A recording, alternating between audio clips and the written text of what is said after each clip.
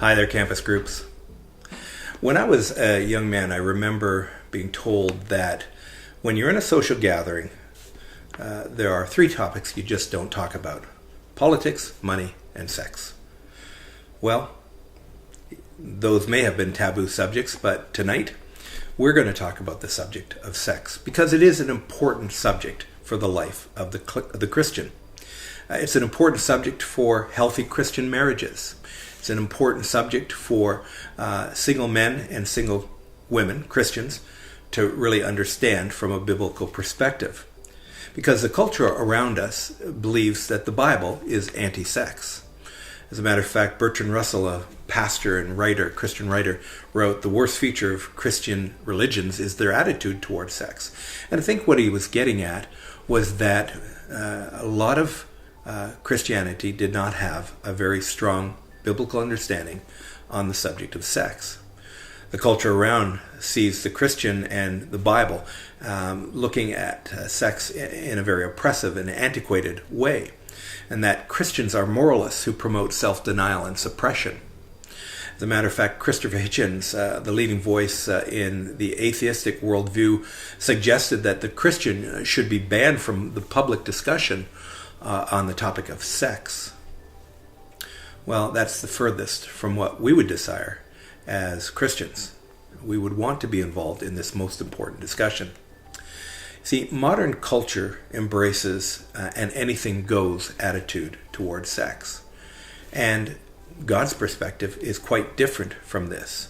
The culture around us sees sex in three different ways: that sex is bad, sex is God, and sex is appetite. Sex is God, meaning that it is the ultimate definer of who you are as a person. You see, it's important for us to note that God created us as sexual beings, and that sex has a multifaceted purpose. Yes, for procreation, yes, for pleasure, but also for a biblical understanding of what intimacy is really all about.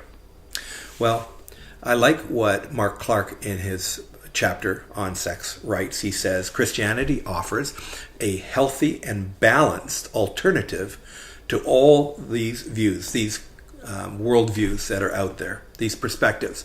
An alternative that provides joy and freedom and the power to transform an entire culture like ours. He's right. When we have God's perspective on sex and can teach that in the world that we live in, it will transform a lot of our culture.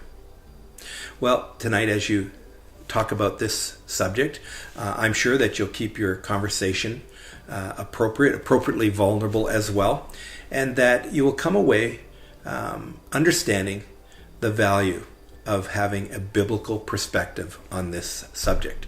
We won't get it all discussed and completed tonight, but at least the conversation will be started. So have a great meeting. Enjoy your fellowship, this discussion, your prayer time. And by the way, let's be praying for the marriages within our church family, young single men and women, that they will have a healthy understanding, a healthy biblical understanding of this topic. And so be praying about that as well. And I look forward to chatting with you in the days ahead. God bless. Have a great meeting.